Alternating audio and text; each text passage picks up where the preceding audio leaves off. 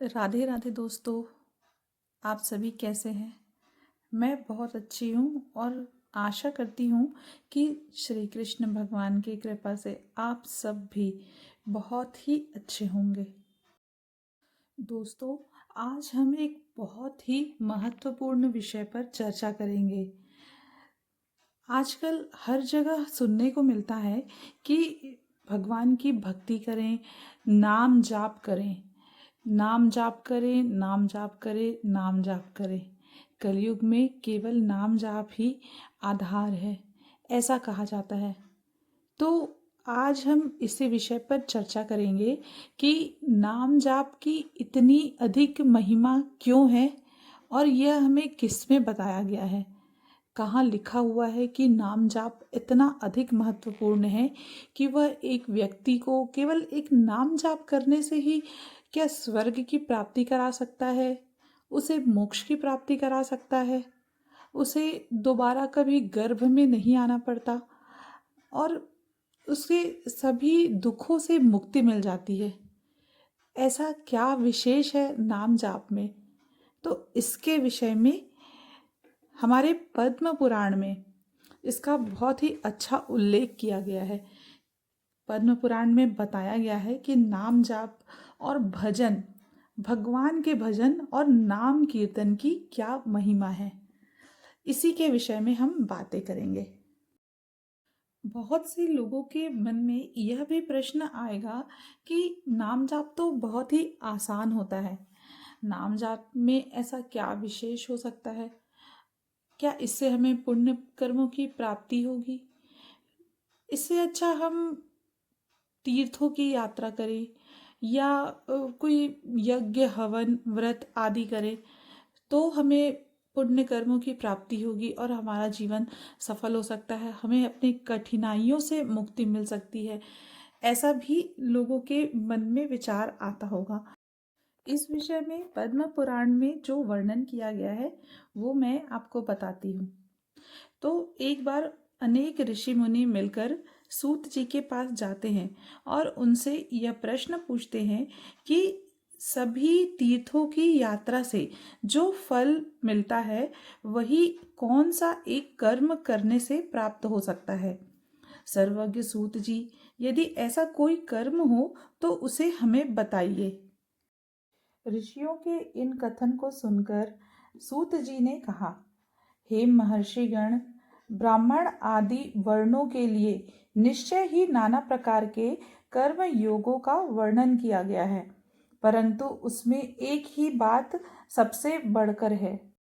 जिसने मन, वाणी और क्रिया द्वारा श्री हरि की भक्ति की, उसने बाजी मार ली, उसने विजय प्राप्त कर ली, उसकी निश्चय ही जीत हो गई। इसमें बिल्कुल भी संदेह नहीं है। सभी देवों के ईश्वर के भी ईश्वर भगवान श्री हरि की भली भांति आराधना करनी चाहिए। हरि नाम रूपी महामंत्रों के द्वारा पाप रूपी पिशाचों का समुदाय नष्ट हो जाता है। यदि कोई हरि की एक बार भी प्रदक्षिणा कर ले तो वह मनुष्य शुद्ध हो जाता है तथा संपूर्ण तीर्थों में स्नान करने का जो फल होता है उसे प्राप्त कर लेता है। इसमें कोई संदेह नहीं है। मनुष्य श्री हरि की प्रतिमा का दर्शन करके सब तीर्थों का फल प्राप्त करता है तथा विष्णु के उत्तम नाम का जप करके संपूर्ण मंत्रों के जप का फल प्राप्त कर लेता है। सूत जी आगे कहते हैं कि भगवान विष्णु के प्रसाद स्वरूप तुलसी दल को सूंघ कर मनुष्य यमराज के प्रचंड एवं विकराल मुख का दर्शन नहीं करता। अर्थात जो केवल तुलसी दल को सूंघ लेता है उसे यमराज के कोप से मुक्ति मिल जाती है, उसे कभी भी यम के दर्शन नहीं होते। जो व्यक्ति एक बार भी श्री कृष्ण को प्रणाम कर लेता है उसे दोबारा माता के दूध का सेवन नहीं करना पड़ता, उसका दूसरा जन्म ही नहीं होता। जिन पुरुषों का चित्त श्री हरि के चरणों में लगा है वे जन्म जन्मांतर से मुक्त हो जाते हैं। कोई व्यक्ति किसी भी जाति का हो, भले ही वह चांडाल ही क्यों ना हो, किसी भी मलच्छ जाति का मनुष्य हो, वो भी यदि एकमात्र श्री हरि के चरणों की सेवा में लगा हो तो वंदनीय और परम सौभाग्यशाली हो जाता है। भगवान श्री हरि की भक्ति करके मनुष्य गर्भवास का दुख नहीं देखता। हे ब्राह्मण, भगवान के सामने उच्च स्वर से उनके नामों का कीर्तन करते हुए नृत्य करने वाला मनुष्य गंगा आदि नदियों के जल की भांति समस्त संसार को पवित्र कर देता है। ऐसे भक्त के दर्शन और स्पर्श से, उसके साथ वार्तालाप करने से तथा उसके प्रति भक्ति भाव रखने से मनुष्य ब्रह्म हत्या आदि पापों से मुक्त हो जाता है। इसमें भी कोई संदेह नहीं है। जो व्यक्ति श्री हरि की प्रदक्षिणा करते हुए करताल अर्थात ताली बजाकर मधुर स्वर तथा मनोहर शब्दों में उनके नामों का कीर्तन करता है, उसने ब्रह्म हत्या आदि पापों को मानो ताली बजाकर भगा दिया। जो व्यक्ति हरि भक्ति कथा का श्रवण करता है, ऐसे व्यक्ति के दर्शन मात्र से मनुष्य पवित्र हो जाता है। जिन्होंने श्री कृष्ण के नाम को अपनाया है अर्थात नाम जाप किया है, वे पृथ्वी को तीर्थ बना देते हैं।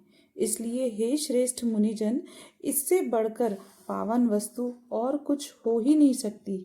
श्री विष्णु के प्रसाद रूपी निर्माल्य को खाकर और मस्तक पर धारण करके मनुष्य साक्षात विष्णु ही हो जाता है।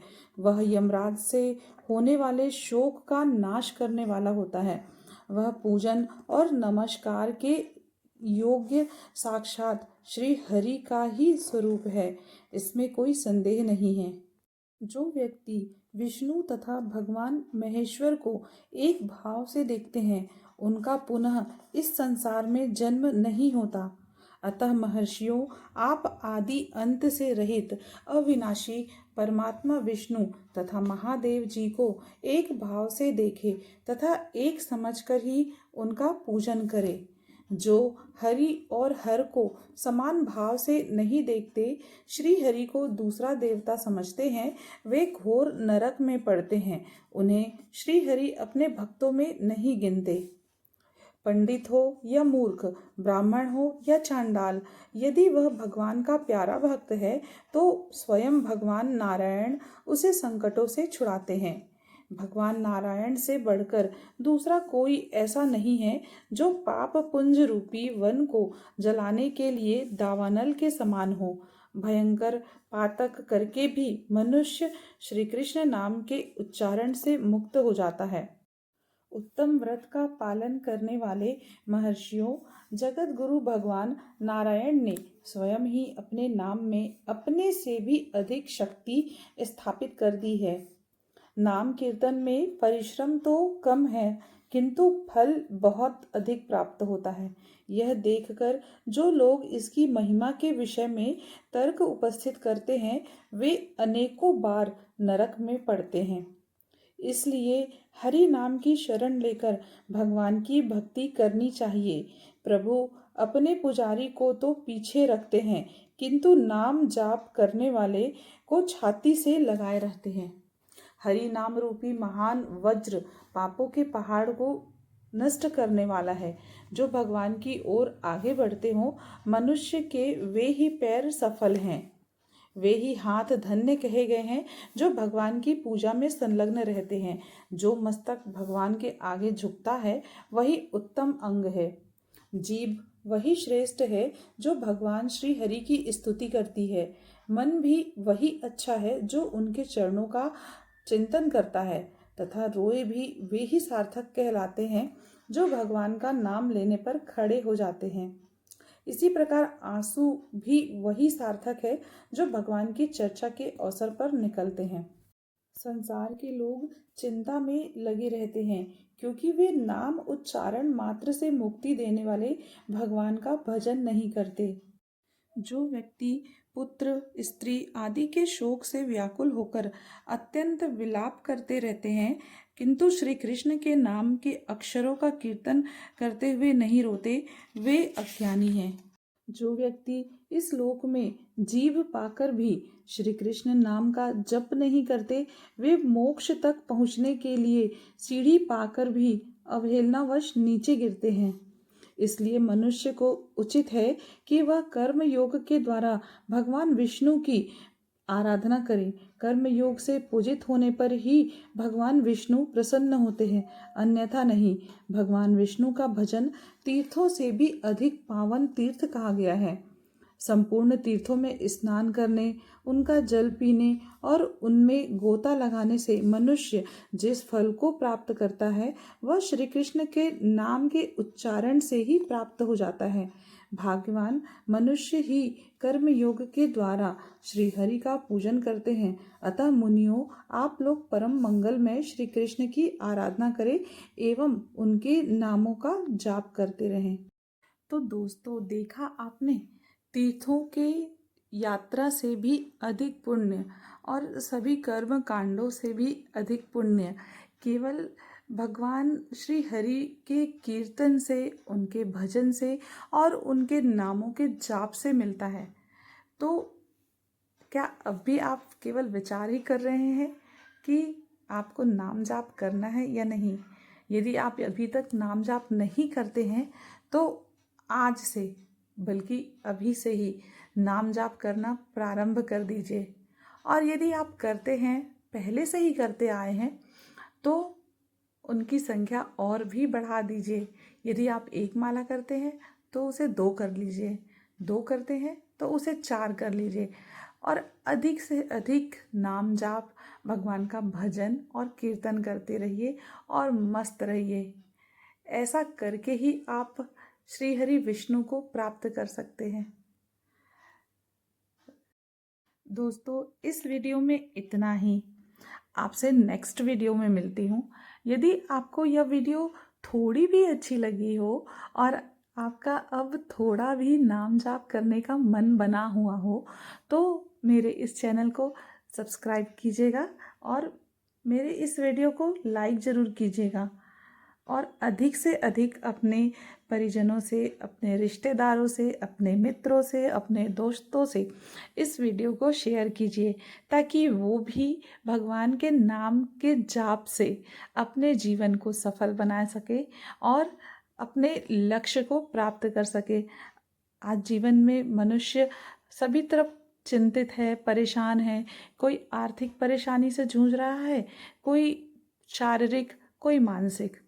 और इन सभी परेशानियों का हल केवल भगवान की तरफ कदम बढ़ाना है और भगवान की तरफ कदम बढ़ाने के लिए हम उनके नामों के जाप का ही सहारा ले सकते हैं। तो देर किस बात की, शुरू हो जाइए। राधे राधे।